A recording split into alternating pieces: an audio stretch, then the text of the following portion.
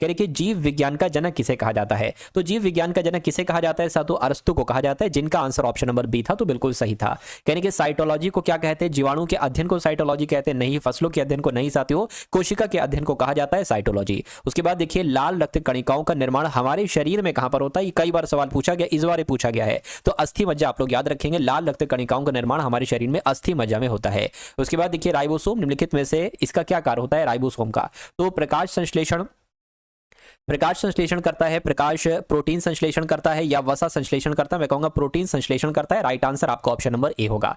अगला सवाल देखिए, आहार नली में अंगों द्वारा स्रावित कौन सा रस वसा में पाचन में महत्वपूर्ण भूमिका निभाता है? तो किसकी बात चल रही है साथियों? पित्तरस, अग्न्याशय रस की बात चल रही है। मैं कहूंगा बिल्कुल सवाल आपकी परीक्षा में ये आएगा, इसलिए आप इस सवाल को बहुत अच्छे तरीके से तैयार करेंगे। शरीर की सबसे बड़ी ग्रंथि मैं आपको कई बार बता चुका हूं, एग्जाम में भी कई बार आ चुका है। यकृत जो है ना, ये हमारे शरीर की सबसे बड़ी ग्रंथि है।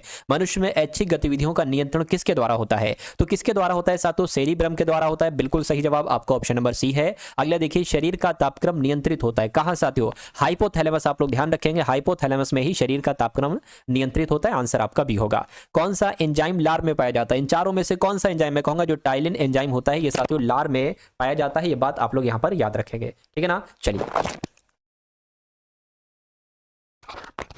वह प्रक्रिया जिसके द्वारा मनुष्य श्वास ग्रहण करता है तथा छोड़ता है, उस प्रक्रिया को क्या कहा जाता है? ये बहुत शानदार सवाल है। उसको क्या कहा जाता है साथियों? श्वासोच्छ्वास कहा जाता है। ये आप लोग ध्यान रखेंगे, थोड़ी इसमें से मिस्टेक है, अगर कोई दिक्कत नहीं, ऐसा ऑप्शन आएगा तो आप लोग लगा देंगे, है ना। उसके बाद देखिए क्या कहते हैं? श्वासोच्छ्वास कहते हैं, आपको ध्यान रखना है। मनुष्य के मस्तिष्क की सबसे बाहरी झिल्ली को क्या कहा जाता है? तो इसको साथियों यूरोमीटर कहा जाता है। यूरोमीटर आपके सवाल का बिल्कुल करेक्ट आंसर है। किस तत्व के कारण थायराइड ग्रंथि में असामान्य वृद्धि होती है? तो मैं कहूंगा साथियों थायराइड ग्रंथि में अगर वृद्धि हो रही है तो ये आयोडीन के कारण हो रही है। आंसर आपका जो जाएगा ऑप्शन नंबर ए के साथ जाएगा, आयोडीन की कमी के कारण हो रही है। निम्नलिखित में से कौन टमाटर के लाल रंग के लिए उत्तरदायी है? तो साथियों लाइकोपिन है, यानी कि लाइकोपिन आपके सवाल का जो होगा वो बिल्कुल करेक्ट आंसर हो जाएगा। उसके बाद देखिए अगला सवाल, कह रहे कि हार्मोन शब्द का नामकरण साथियों किसके द्वारा किया गया था? मुझे बताइए। तो अगर बात करें साथियों हार्मोन शब्द की, जब साथियों हम लोग बात करते हैं तो आप लोग ध्यान रखेंगे बेलिस एवं स्टार्लिंग का नाम आता है, क्योंकि हार्मोन शब्द का नामकरण जो किया था वो बेलिस और स्टार्लिंग के द्वारा ही किया गया था। चलिए साथियों, उसके बाद देखिए अगला सवाल, गुर्दे की कार्यात्मक इकाई साथियों कौन सी है? तो गुर्दे की कार्यात्मक इकाई कौन सी है? मैं कहूंगा नेफ्रॉन है। नेफ्रॉन आपके सवाल का बिल्कुल सही जवाब है। उसके बाद देखिए दुनिया का सबसे बड़ा पुष्प कौन सा है? तो दुनिया का सबसे बड़ा पुष्प की अगर बात करें, कमल, सूरजमुखी नहीं साथियों, रफ्लेशिया है। तो रफ्लेशिया आपके सवाल का राइट आंसर होगा। मानव शरीर का सबसे कठोर भाग कौन सा होता है? हड्डी, खोपड़ी, इनेमल। मैं कहूंगा इनेमल जो होता है ये मानव शरीर का सबसे कठोर भाग होता है। मानव शरीर में एड्रिनल ग्रंथि कहां स्थित होती है? तो एड्रिनल ग्रंथि की अगर बात करें ना साथियों, पता कहां पर होती है? ये आपसे कुल मिला के पूछा जा रहा है, मुझे बताइए। तो ये साथियों कहां पर होती है? फटाफट आप लोग मुझे बता दीजिए। तो वृक्क के ऊपरी भाग में होती है ना, वृक्क के ऊपरी भाग में होती है। निम्नलिखित में से कौन सा पदार्थ आरएनए तथा डीएनए दोनों में पाया जाता है? तो किसकी बात चल रही है? एडेनिन की बात चल रही है। एडेनिन की अगर बात करें तो ये आरएनए में भी पाया जाता है और डीएनए में भी पाया जाता है। उसके बाद देखिए आयोडीन की कमी से मनुष्य में होने वाला रोग कौन सा है? तो कौन सा रोग हो जाता है? मैं कहूंगा क्रिटिनिज्म हो जाता है साथियों आयोडीन की कमी से। आंसर आपका भी होगा। उसके बाद देखिए कह रहे कि द्रनाम पद्धति के प्रतिपादक कौन थे? तो यहाँ आप लोग ध्यान रखना है, डार्विन, थियोफ्रास्टस नहीं साथियों, लिनियस आप लोग ध्यान रखेंगे। द्रनाम पद्धति के प्रतिपादक साथियों लिनियस साहब थे। उसके बाद देखिए किस फाइलम की जंतुओं में ऊतक नहीं पाए जाते हैं? तो किसकी बात चल रही है साथियों? मोलस्का की बात नहीं चल रही है, पेरिफेरा की बात चल रही है। पेरिफेरा की अगर बात करें तो कहेंगे किस फाइलम की जंतुओं में? मैं कहूंगा पेरिफेरा फाइलम की जंतुओं में ऊतक नहीं पाए जाते हैं।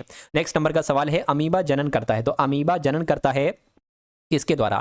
तृतीयक संलयन के द्वारा, दुर्विखंडन द्वारा। मैं कहूंगा दुर्विखंडन द्वारा अमीबा जनन करता है। आंसर आपका बी होगा। और कहने के साइनोकोबालामिन निम्न में से किसका रासायनिक नाम है? तो ये साथियों विटामिन किसका? विटामिन बी12 होना चाहिए, या 8 नहीं है साथियों, बी होना चाहिए। विटामिन बी12 का रासायनिक नाम है। आंसर आपका डी होगा। आलू क्या है? जड़ है, तना है, पत्ती है या साथियों फूल है? तो ये एक तना है। आलू क्या है साथियों? तना है। आंसर आपका बी होगा। ऑक्सिन हार्मोन की खोज किसने की थी? मुझे बताइए। तो ऑक्सिन हार्मोन की खोज साथियों डार्विन के द्वारा ही की गई थी। अगला देखिए इनमें से कौन सा पादप हार्मोन है? तो अगर बात करते हैं पादप हार्मोन की, तो साइटोकाइनिन की अगर बात करें तो ये साथियों पादप हार्मोन है। उसके बाद देखिए गैसीय स्थिति में पाया जाने वाला हार्मोन कौन सा है? तो गैसीय स्थिति में जो पाया जाता है हार्मोन वो एथिलीन है। क्या है साथियों? वो एथिलीन। अगला सवाल, इनमें से पुंकेसर का भाग नहीं, देखिए तंतु पुंकेसर का भाग है, परागकोश है, कनेक्टिव है, लेकिन अंडाशय नहीं, अब नहीं है, तो ये आपका जवाब है।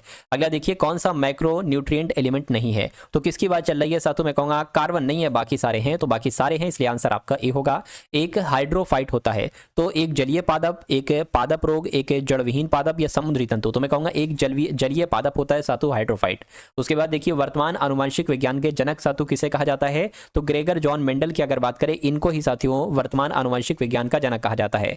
मनुष्य के लिंग निर्धारण होता है, तो लिंग गुणसूत्र जो पिता से स्थानांतरण होते हैं उनके, है ना, बिल्कुल साथियों ये आपका सही जवाब हो जाए, यानी कि लिंग गुणसूत्र जो पिता से स्थानांतरित होते हैं उनसे, मैं कहूंगा बिल्कुल पहला पड़ा और पहला आपका जवाब हो गया। अगला देखिए गुणसूत्र का कौन सा युग में बच्चों के लिंग निर्धारण में सक्षम होता है? तो साथियों XY आपका जवाब हो जाएगा। परीक्षा में सवाल है तो घबराना नहीं, आपको लगा देना है आंसर।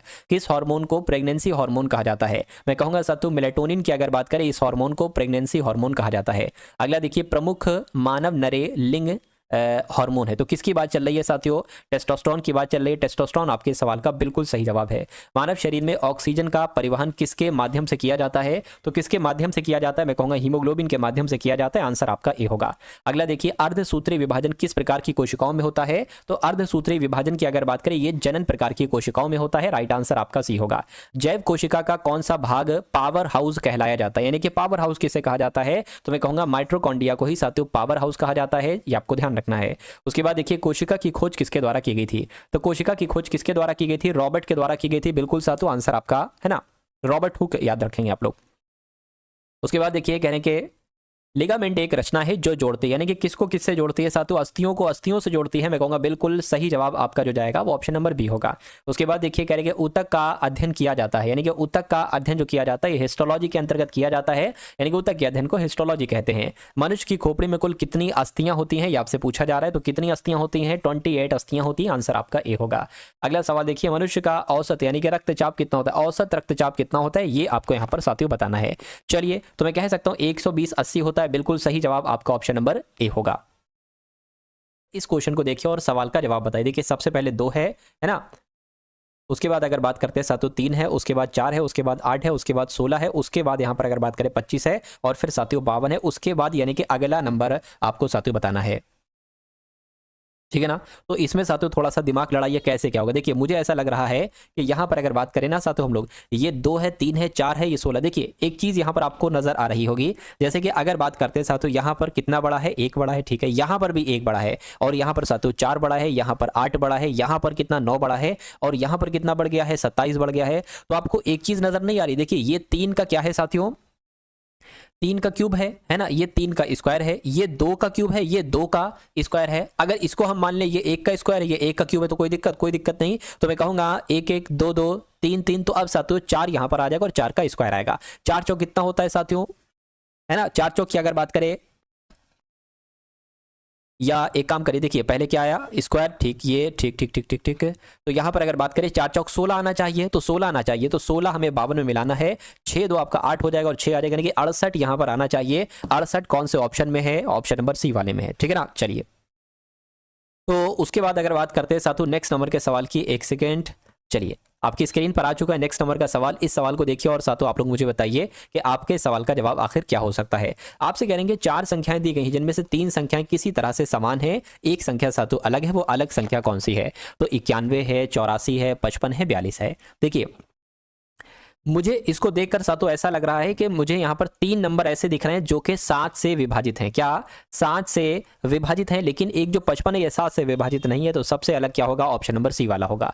उसके बाद देखिए अगला सवाल कह रहे कि HEAD को साथियों क्या लिखा गया है? 52019116। तो ट्रिक को साथियों क्या लिखा जाएगा? फटाफट आप लोग साथियों देखकर यहाँ पर मुझे बता दीजिए क्या आपका इस सवाल का जवाब हो सकता है। चलिए देखिए साथियों यहाँ पर अगर बात करें ना, तो कुछ ये संख्या सही नहीं है साथियों, है ना, ये संख्या जो है ना सही नहीं है, ये टाइपिंग मिस्टेक यहाँ पर है साथियों। यहाँ पर आपका जो आना चाहिए वो 4158 आना चाहिए, यानी कि अगर हेड को 4158 लिखा गया है तो ट्रिक को साथियों क्या लिखा जाएगा, इतनी सी बात बताइए। देखिए आपको एक चीज नजर आ रही होगी, डी 4 नंबर पर आता है, ए 1 नंबर पर आता है, ई 5 नंबर पर आता है, एच 8 नंबर पर आता है। तो यहाँ पर भी सेम वैसा ही करेंगे साथियों, के 11 पर आता है तो 11 आ जाएगा, सी 3 पर आता है, आई 9 पर आता है, आर 18 पर आता है और टी आपका 20 पर आता है। कहाँ पर आता है साथियों, 20 पर आता है। चलिए तो देख लीजिए साथियों, 11 3 9 18 और 20 कहाँ पर लिखा हुआ है, कौन सा ऑप्शन में लिखा हुआ है, तो 11 39 18 20 आपका ऑप्शन नंबर सी में लिखा हुआ है। तो जिनका आंसर यहाँ पर ऑप्शन नंबर सी के साथ है तो मैं कहूंगा आंसर आपका बिल्कुल करेक्ट हो जाएगा भाई, बहुत बढ़िया, वेरी गुड क्लास। चलिए साथियों उसके बाद देखते हैं हम लोग नेक्स्ट नंबर का सवाल है। आपसे कहा जा रहा है कि कुछ फूल सफेद हैं, तो जैसा जैसा कह रहे हैं वैसा वैसा सातु करते जाइए। कुछ फूल सफेद हैं तो मान लेते हैं सातु ये क्या हो गए, ये फूल हो गए, और कुछ फूल सफेद हैं यानी कि इतने फूल क्या हो गए सातु, इतने फूल अगर बात करते हैं तो इतने फूल सफेद हो गए। और कुछ सफेद वस्तु हैं, मान लेते हैं सातु इतनी सफेद क्या हो जाएंगी, इतनी सफेद वस्तु हो जाएंगी, है ना, इतनी सफेद वस्तु, अच्छा इतनी सफेद वस्तु गोलाकार है, इतनी सफेद वस्तु जो है ना वो गोलाकार है, ये कहने का मतलब है। अब निष्कर्ष पढ़िए और निष्कर्ष देखकर साथू मुझे बताइए कौन सा निष्कर्ष सही है और कौन सा निष्कर्ष आपका गलत है। चलिए तो कहने के कुछ फूल गोलाकार, देखिए फूल आपके ये हैं, गोलाकार आपके ये, तो कैसे कुछ फूल गोलाकार हो सकते हैं, बिल्कुल गलत। हर गोलाकार वस्तु या तो सफेद है ना, या एक फूल है, फूल भी नहीं है, और हर गोलाकार वस्तु सफेद भी नहीं, तो ये भी आपका गलत हो जाएगा।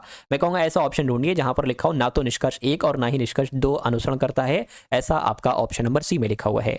चलिए अगला सवाल आपकी स्क्रीन पर है, कह रहे कि 4 शब्द दिए गए हैं जिनमें से 3 किसी तरह से समान है और जबकि एक अलग है, इस अलग वाले का आपको साथों चयन करना है। भय, आक्रोश, शांत या आनंद। देखिए भय, आक्रोश, आनंद अगर बात करें ये मनुष्य में साथी होते हैं क्या, एक तरीके से कहीं ना कहीं मनुष्य की एक तरीके से अंदर की चीज है, अगर वो गुस्से में है ना तो आक्रोश, मजे में आनंद, है ना, डरा हुआ है भय, लेकिन शांत एक अलग चीज है साथों। इसमें से अगर सबसे हम अलग देखें तो वो अलग शांत आपका आएगा, इसलिए आंसर आपका ऑप्शन नंबर सी होगा। उसके बाद देखिए अगला सवाल आपकी स्क्रीन पर है, कह रहे कि निम्न 4 समूह में से कौन सा इस समूह का हिस्सा नहीं है। इसमें से भी वही चीज आपको बताना है, सबसे अलग कौन सा। देखिए जब मैंने सबसे पहले BYWD को देखा तो मुझे ऐसा लगा कि B का अपोजिट Y होता है और W का अपोजिट D होता है, बिल्कुल सही, कोई दिक्कत नहीं। F का अपोजिट U होता है, S का अपोजिट H नहीं होता है साथों, S का अपोजिट H होता है ना। D का अपोजिट W होता है, T का अपोजिट T होता है, C का अपोजिट X होता है, W का अपोजिट D होता है, यानी कि सबसे अलग जो मुझे लगा वो ऑप्शन नंबर B वाला लगा। तो ऑप्शन नंबर B आपके सवाल का जो होगा वो बिल्कुल सही और सटीक जवाब हो जाएगा, ठीक है ना। चलिए उसके बाद देखिए अगला सवाल आपकी स्क्रीन पर है, कहने के यहाँ पर अगर बात करें आपसे कहा जा रहा है कि BDFH को AFCL कैसे लिखा गया है, वैसे ही साथों लिखा जाएगा FHJL को क्या लिखा जाएगा, ये आपसे यहाँ पर कुल मिला के पूछा जा रहा है, मुझे बताइए। देखिए अगर हम B से A पर जाएं तो यहाँ पर 1 घटाया गया है, D से F पर जाएं तो यहाँ पर साथियों 2 बढ़ाया गया, 2 बढ़ा दिया गया है, और F से C पर जाएं तो साथियों F 6 पर होता है, क्या है ना। अगर बात करते हैं साथों F जो है ये 6 पर होता है, ये तो 3 घटा दिया गया, यहाँ पर 3 घटा दिया, और H से L यानी कि यहाँ पर 4 बढ़ाया गया, तो है ना, तो जैसा यहाँ पर है साथियों वैसा ही साथियों है। चलिए कोई दिक्कत नहीं। अच्छा यहाँ पर आपने जो चीज लगाई है ना वही चीज साथियों आपको आगे लगाना होगी, चलिए कोई दिक्कत नहीं है। तो अब अगर बात करें जैसे कि इसमें 1 घटाया गया था तो साथियों इसमें आपको 1 घटाना है, एक F में 1 घटाओगे साथियों क्या आ जाएगा, E आ जाएगा, क्या आ जाएगा, E आ जाएगा, कोई दिक्कत नहीं। अब इसमें आपको 2 बढ़ाना है तो क्या आ जाएगा, J आ जाएगा। इसमें आपको 3 घटाना है तो क्या आना चाहिए, मैं कहूंगा साथियों G आना चाहिए। इसमें आपको 4 बढ़ाना है तो क्या आपको साथियों करना चाहिए, यहाँ पर अगर बात करें 4 बढ़ाना है, L बराबर होता है साथियों P आ जाएगा, यानी कि EJGP कहाँ पर लिखा हुआ है, मैं कहूंगा ऐसा ऑप्शन नंबर C में लिखा हुआ है, तो C आपका जवाब हो जाएगा। उसके बाद देखिए अगला सवाल, उस विकल्प का चयन करिए जो सही रूप में रिक्त स्थान को भरे, यानी कि अगर बात करते हैं साथियों आपसे पूछा जा रहा है कि यहाँ पर कौन सा नंबर आएगा। देखिए सबसे पहले 2 है, उसके बाद 5 है, उसके बाद 7 है और उसके बाद 12 है, उसके बाद कौन सा नंबर आएगा ये आपको बताना है, और उसके बाद 31 आना चाहिए और फिर साथियों 50 आना चाहिए, यानी कि यहाँ पर ये चीजें साथियों हैं। चलिए तो इसको साथियों आप करके देखिए और बताइए कि आपका जवाब क्या होगा। देखिए 2 5 7 12, इससे आपको कुछ आइडिया नहीं लग रहा है। देखिए अगर हम इन दोनों नंबर को आपस में जोड़ दें तो ये नंबर मिल जाएगा। अगर हम साथियों एक काम करके देखिए, अगर इन दोनों नंबर को जोड़िए और यहां पर हमें एक नंबर लाना है तो 12 7 कितना होता है, 19 होता है। अब एक काम करिए, क्रॉस चेक करिए, इन दोनों नंबर को अगर जोड़कर ये नंबर आ गया यानी कि 31 आ गया तो ये आंसर हमारा सही हो जाएगा। 9 और 2 11, 11 का 1 हासिल लगा 1, 3 बिल्कुल साथियों, यानी कि 19 ही यहां पर आएगा, और 19 कहां पर है, 19 आपका ऑप्शन नंबर ए वाले में है। उसके बाद देखिए अगले नंबर का साथियों सवाल है, आपसे कहा जा रहा है कि यातना का संबंध क्रूरता से है तो क्षमाशीलता का संबंध साथियों किससे होगा, फटाफट आप लोग बता दीजिए। चलिए तो जैसे साथियों यातना का संबंध क्रूरता से है, वैसे क्षमाशीलता का संबंध साथियों उदारता से होगा। तो उदारता आपके सवाल का बिल्कुल करेक्ट आंसर है। अगला सवाल आपकी स्क्रीन पर है, आपसे कहा जा रहा है कि PMTZ, उसके बाद आया है RKVX, और उसके बाद आया है TIXV, और उसके बाद आया है VGZT। तो उसके बाद साथियों कौन से 4 लेटर यहां पर आएंगे, बस इतनी सी बात आपको बताना है। चलिए तो अगर बात करते हैं साथियों, यहां पर देखिए ये आपका P है, P से R हुआ है, R से T हुआ है, T से V हुआ है। तो मैं कहूंगा V से क्या हो जाएगा साथियों, V से आपका X हो जाएगा, यानी कि यहां पर X आ जाएगा, यानी कि 2-2 नंबर की बढ़ोतरी हो रही है। M से आपका K हुआ है, अब यहां पर माइनस हुआ है 2, फिर I हुआ है 2 माइनस हुआ है, 2 माइनस हुआ है, तो मैं कहूंगा यहां पर साथियों क्या आ जाएगा, E आ जाएगा। तो X और E कहां पर लिखा हुआ है, X और E यहां पर लिखा हुआ है और यहां पर लिखा हुआ है। अब साथियों इसको देखिए, T से V हुआ है यानी कि 2 बड़ा है, फिर X हुआ है 2 बड़ा है, फिर Z आ गया साथियों 2 बड़ा है। अब यहां पर साथियों क्या आ गया, मैं कहूंगा B आ जाएगा, और B कहां पर लिखा हुआ है, XEB आपका ऑप्शन नंबर ए में लिखा हुआ। बस इतना चेक करके साथियों आपको आगे बढ़ जाना होगा। उसके बाद देखिए आपसे कहा जा रहा है कि यहां पर क्या आएगा, यानी कि 1 है, उसके बाद 3 है, उसके बाद 8 है, और फिर साथियों 19 है, और फिर साथियों 42 है। तो अगला नंबर यहां पर क्या हो सकता है, इतनी सी बात आपको बताना है।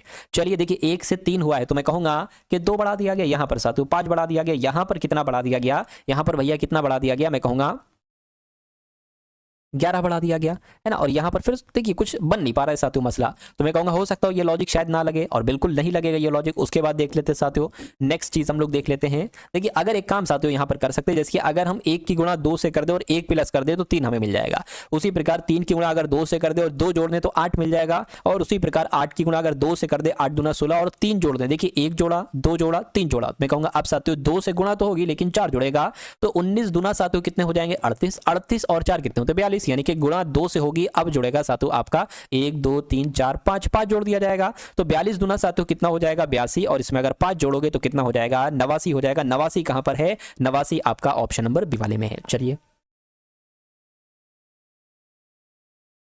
फिर से साथियों एक नंबर सीरीज वाला सवाल आपकी स्क्रीन पर आ चुका है। ये सवाल साथियों हो चुका है, ठीक है ना। अब नेक्स्ट नंबर का सवाल अब हम लोग देखेंगे। नंबर सीरीज वाले सवाल आपके लिए साथियों इंपॉर्टेंट हैं।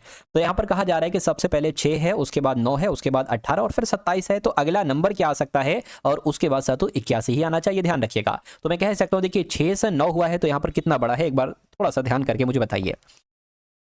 3 बड़ा है, यहां पर एकदम से 9 बढ़ गया, यहां पर से साथियों फिर 9 बढ़ गया, ये क्या चल रहा है, ये मुझे नहीं लग रहा है कि ऐसा कुछ होगा, है ना। या फिर 3 9 कुछ 12 12 ऐसे करके आना चाहिए। तो इसमें कुछ और लॉजिक की अगर बात करें तो क्या लग सकता है साथियों, देखो थोड़ा देखकर मुझे आप लोग बताइए। देखिए अगर हम बात करें ये 3 गुना है और ये भी 3 गुना है, यानी कि 6 का 3 गुना 18 है, 9 का 3 गुना 27 है। तो यहां पर क्या नंबर आएगा साथियों, ये आपसे कुल मिला के पूछा जा रहा है। मैं कहूंगा इसका जरा 3 गुना करके देखिए, 18 3 कितने होते हैं, 54 होते हैं। समझ में आ गया साथियों, है ना। अगर इसका 3 गुना 81 हुआ तो बिल्कुल सही है साथियों। तो 3 सत्ते कितना हो जाएगा, 21 हो जाएगा, 3 दूना 6 7 8, बिल्कुल 81, यानी कि 54 ही यहाँ पर आएगा, और 54 हमारा ऑप्शन नंबर डी वाले में है। उसके बाद देखिए अगले नंबर का साथियों सवाल आपकी स्क्रीन पर है। आपसे कहा जा रहा है कि 6 दोस्त हैं ABCDEF, एक गोल मेज की चारों ओर केंद्र की तरफ मुखातिब होकर बैठे, यानी कि केंद्र की तरफ मुंह करके बैठे हुए हैं, है ना। उसके बाद अगर बात करते हैं साथियों C A और B के बीच में स्थित है, मतलब बीच में बैठा है, ठीक है कोई बात नहीं। तो जैसे जैसे साथियों यहाँ पर कहा जा रहा है वैसे वैसे साथियों इन चीजों को हम फिल कर लेते हैं। यानी कि सबसे पहले अगर बात करें तो क्या कहा गया है, कहा गया है साथियों C A और B के बीच में बैठा है, जो D के एकदम बाईं ओर बैठा है। अगर C E से मुखातिब है, देखिए यहाँ पर कितने लोग हैं, 6 लोग हैं, तो 1 2 3 4 5 और 1 6। यहां पर कहा गया है कि सी ई से मुखातिब है, यानी कि इसका मतलब यह हुआ कि सी ई के सामने बैठा है। तो अगर मान लीजिए सी यहां पर बैठा है तो ई कहां पर बैठा होगा, यहां पर बैठा होगा, क्योंकि आमने सामने सी और ई है, मुखातिब है ना, आमने सामने है। चलिए अब देखिए आप वो लाइन चूज कीजिए जहां पर सी या ई में से कुछ एक लिखा हो। यहां पर सी लिखा हुआ है, कह रहे कि सी जो है ना ये ए और बी के बीच में बैठा है, यानी कि सी जो होगा ये ए और बी के बीच में बैठा होगा, तो ए और बी के बीच में बैठा होगा, ठीक है। यानी कि जो डी के एकदम बाईं ओर बैठा है, जो का मतलब होता है इस वाले के लिए, है ना, इसके लिए, यानी कि डी के एकदम बाएं कौन बैठा है, बी बैठा है। तो डी के एकदम बाएं कौन बैठा है, बी, यानी कि डी यहां पर बनेगा, तभी तो डी के एकदम बाएं सातों बी बैठ पाएगा, यहां पर बैठा हुआ है। अब एक बचा है, एफ बचा है, तो वो सातों यहां पर आ जाएगा। अब आपसे सवाल पूछा जा रहा है एफ के सामने कौन है, मैं कहूंगा एफ के सामने तो सातों बी है, तो बी आपके सवाल का बिल्कुल सही जवाब हो जाएगा। उसके बाद देखिए अगले नंबर का सवाल है, ये लीजिए साथियों मैथ्स के क्वेश्चन आपके सामने अब यहां से गुजरेंगे, और इन लगभग 5 सवाल साथियों मैंने लिए हैं जो आपके लिए सबसे इंपॉर्टेंट सबसे खास है। तो इन 5 सवालों को देखिए और अपने एग्जाम को साथियों क्रैक कर डालिए। चलिए तो आपसे कहा जा रहा है कि 60 लीटर के मिश्रण में दूध और पानी 2:1 के अनुपात में है, तो 4:3 का अनुपात करने के लिए मिलाए जाने वाले पानी की मात्रा कितनी होगी। देखिए अगर हमें टोटल कोई चीज़ पता है कि भाई ये 60 लीटर है या 100 लीटर है या 200 लीटर है और उसका अनुपात दे रखा हो कि भाई इसमें दूध और पानी है और दूध का अनुपात ये है, पानी का अनुपात इतना है, तो हम इसमें पता लगा सकते हैं कि 60 लीटर में टोटल दूध कितने लीटर है और पानी कितने लीटर। कैसे निकालोगे? ऐसे निकालोगे, 60 लीटर टोटल है, अगर दूध का अनुपात कितना है 2 है तो यहाँ पर 2 लिख देना और नीचे इन दोनों का योग लिख देना, 2 और 1 3। ये क्या हो जाएगा? ये आपका दूध निकल कर आएगा। ठीक है, इसी प्रकार पानी देखोगे, पानी का अनुपात कितना है? पानी का अनुपात 1 है तो यहाँ पर 1 आएगा, नीचे तो टोटल आएगा, ये आपका पानी का अनुपात निकल कर आएगा। इतनी बात साथ तो क्लियर है। चलिए उसके बाद अगर बात करते हैं, इसको अगर कट करो तो 3 दूना 6 20 आ जाएगा, 3 दूना 6, सॉरी यहाँ पर क्या आएगा, हाँ ये सेम आएगा, कोई दिक्कत नहीं। अब देखिए 20 एकम 20 यानी कि पानी कितना लीटर निकला? 20 लीटर निकला, और 20 दूना 40, दूध कितना निकला साथियों? 40 लीटर दूध निकला। तभी तो 40 लीटर दूध 20 लीटर पानी 60 लीटर टोटल हो पाएगा। देखिए 60 लीटर ये लिखा हुआ है। इतनी बात समझ में आ गई। अब यहाँ पर एक बात आपसे साथियों जो कही जा रही थी, वो क्या कही जा रही थी? कह रहे थे 4:3 का अनुपात करने के लिए, यानी कि दूध और पानी को 4:3 का अनुपात करने के लिए मिलाए जाने वाली पानी की मात्रा कितनी होगी? तो दूध इतना है, पानी कितना है? 20 लीटर है, पानी में कितनी मात्रा मिलाई जाए? तो मैं कहूंगा x अगर मात्रा पानी की मिला दी जाए, x मिला दी जाए पानी में, तो इसका अनुपात कितना हो जाएगा? 4:3 हो जाएगा। ये यहाँ पर कहा गया है, इसको कैलकुलेट करके x का मान आपको निकालना है।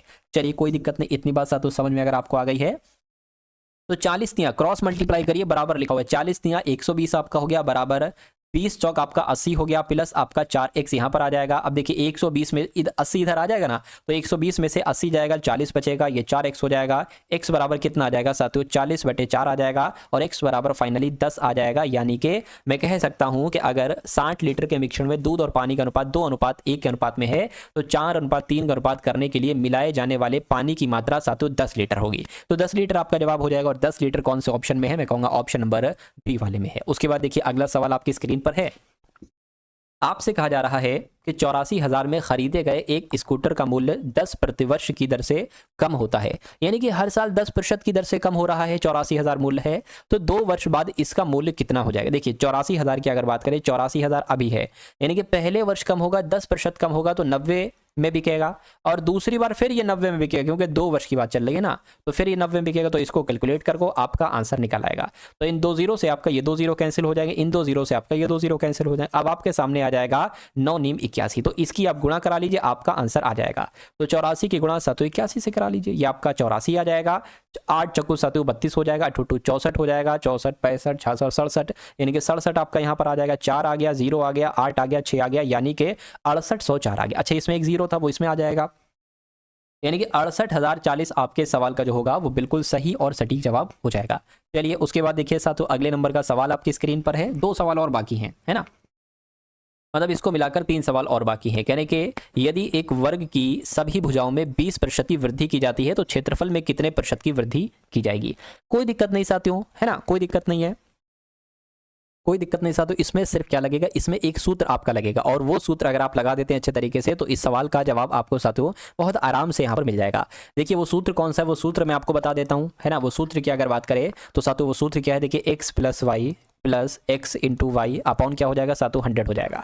अच्छा यहाँ पर 20% की वृद्धि की गई है, तो यहाँ पर x भी हम इसको यही मानेंगे 20 को, और y भी साथियों 20 को मानेंगे। तो क्या आ जाएगा साथियों? 20 + 20 प्लस 20 इंटू 20 आपका आ जाएगा, और अपॉन क्या आ जाएगा? 100 आ जाएगा। इन 2 जीरो से ये 2 जीरो कैंसिल हो जाएंगे, 20 आपका 40 हो जाएगा, प्लस 2 दूना 4, यानी कि 44% आपके सवाल का जो होगा वो बिल्कुल सही जवाब हो जाएगा, और ऐसा ऑप्शन नंबर ए में लिखा हुआ है। उसके बाद देखिए अगले नंबर का साथियों सवाल आपकी स्क्रीन पर आ चुका है। 2 सवाल बाकी, एक ये और एक इसके बाद वाला। आपसे यहां पर कहा जा रहा है कि 12 पदों में से पहले 6 पदों का औसत 36 है और अंतिम 6 पदों का औसत 42 है। यदि पहले 11 पदों का औसत 38 है तो 12वां पद क्या होगा? क्या आप इसका सवाल का जवाब बता सकते हो? बता सकते हो तो बहुत अच्छी बात है। देखिए 12 पद हैं, 12 पदों में से पहले 6 पद, अच्छा 12 पदों में से साथियों पहले 6 पदों का जो औसत बताया गया है वो 36 बताया गया है, और फिर उसके बाद जो 6 पद हैं, टोटल 12 पद हैं कह रहे हैं, पहले 6 पद का औसत 36 और दूसरे 6 पदों का औसत कितना हो जाएगा साथियों? 42 हो जाएगा। तो कह रहे हैं कि पहले 11 पदों का औसत इतना है ना, तो 12वां पद क्या होगा? कोई दिक्कत नहीं है, पहले 11 पदों का औसत कितना है साथियों? 38 है। तो आप यहां पर एक काम ये कर सकते हैं, वो काम क्या है, अगर मैं कहूं 6 पदों का कुल मिला के योगफल कितना होगा, 6 पदों का कुल मिला के साथियों योगफल कितना होगा, तो 6 छंग आपका 36 हो जाएगा, 6 तियां 18 हो जाएगा, यानी कि 21 आपका आ जाएगा। यानी 6 पदों का कुल मिला के योगफल 216 बेटा। अब अंतिम 6 पदों का कुल मिला के योगफल कितना होगा, 6 दूना आपका 12 हो जाएगा, 6 चौक 24 और 1 आपका 25, यानी कि अगले 6 पदों का योगफल जो होगा वो 252 हो जाएगा। अब इन 6 यानी कि 12 पदों में से जो शुरू के 11 पद हैं उनका औसत देखिए, उनका कुल योग कितना होगा, 38 की गुणा 11 से करनी है, तो 38 ऐसे साथ तो आप लिख सकते हो 418 हो जाएगा। तो मैं कहूंगा इनको जरा जोड़िए, यानी कि 216 को और 252 को। तो अगर जोड़ते हैं साथियों 216 प्लस 252 को अगर हम जोड़ते हैं तो 8 6 4, यानी कि अगर मैं कहूं 12 पदों का कुल मिला के योगफल 468 है और 11 पदों का कुल मिला के योगफल 418 है, इसमें कहने के 12वां पद क्या होगा, तो इसको इसमें से डिफरेंस कर दीजिए, घटा दीजिए, आपको पता चल जाएगा 12वां पद साथियों क्या हो जाएगा। यानी कि 50 आया है तो 12वां पद आपका 50 हो जाएगा। 50 आपके सवाल का बिल्कुल सही और सटीक जवाब हो जाएगा भाई, बहुत बढ़िया, वेरी गुड क्लास। अगला सवाल, आज की इस वीडियो का अंतिम सवाल आपकी स्क्रीन पर आ चुका है। चलिए, तो आपसे कहा जा रहा है कि एक घनाकार टंकी में 48,000 लीटर पानी है। यदि टंकी की लंबाई 6 मीटर और चौड़ाई 4 मीटर है तो टंकी में पानी की गहराई साथियों ज्ञात कीजिए, आपसे पूछा जा रहा है। देखिए, टंकी की अगर बात करें, टंकी का आयतन हमें यहां पर ज्ञात करना है। क्या टंकी का आयतन की अगर बात करें साथियों, टंकी के आयतन बराबर क्या होता है, टंकी का आयतन बराबर साथियों वही तो होता है लंबाई चौड़ाई और ऊंचाई, लंबाई चौड़ाई गुणा ऊंचाई, यही तो होता है साथियों टंकी का आयतन। चलिए, कोई दिक्कत नहीं है। अच्छा, टंकी का आयतन की अगर बात करें यहाँ पर लगभग 48,000 है। चलिए, तो 48,000 तो साथियों आपका यहाँ पर आ जाएगा, 48,000 बराबर लंबाई चौड़ाई और ऊंचाई। यहाँ पर अगर बात करें, आपको लंबाई दे रखी है, चौड़ाई दे रखी है, ऊंचाई निकालना है, बहुत कोई दिक्कत नहीं है, सिंपल सी बात। अच्छा, एक चीज यहाँ पर आप लोग ध्यान रखेंगे, वो मैं आपको यहाँ पर बता देता हूँ। देखिए, जैसे कि अगर हम बात करते हैं साथियों, ये 48,000 लीटर है, क्या है, 48,000 लीटर है। अगर यहाँ पर अगर बात करें तो 1,000 लीटर की अगर बात करें तो ये कितना होता है, 1 मीटर क्यूब होता है, 1 मीटर क्यूब होता है ना। तो 48,000 लीटर की अगर बात करते हैं तो कितना हो जाएगा साथियों, 1/1000 हो जाएगा, 1/1000 की गुणा आपको कराना होगी, यानी कि इससे आपको 1/1000 की गुणा भी यहाँ पर कराना होगी। अब लंबाई चौड़ाई लिखिए, 6 गुणा 4 गुणा ऊंचाई आपको ज्ञात करना है ना। चलिए, तो इन 3 जीरो से साथियों आपका क्या, ये 3 जीरो कैंसिल हो जाएंगे। अब इसको देखिए, 48 आ गया है ना, और बटे कितना आ जाएगा, 6 और 4 आ जाएगा, और ये क्या आ जाएगा, ये आपका ऊंचाई आ जाएगा। देखिए, 4 से कट करेंगे तो 12 आएगा, 6 से कट करेंगे तो 2 आ जाएगा, यानी कि ऊंचाई कितनी निकल कर आई साथियों, 2 मीटर की ऊंचाई निकल कर आई, और 2 मीटर की ऊंचाई आपकी ऑप्शन नंबर। तो दोस्तों, ये वीडियो आप लोगों को कैसी लगी कमेंट बॉक्स में जरूर बताएं। वीडियो अच्छी लगे तो वीडियो को लाइक करें और चैनल पर नए हैं तो चैनल को सब्सक्राइब करें।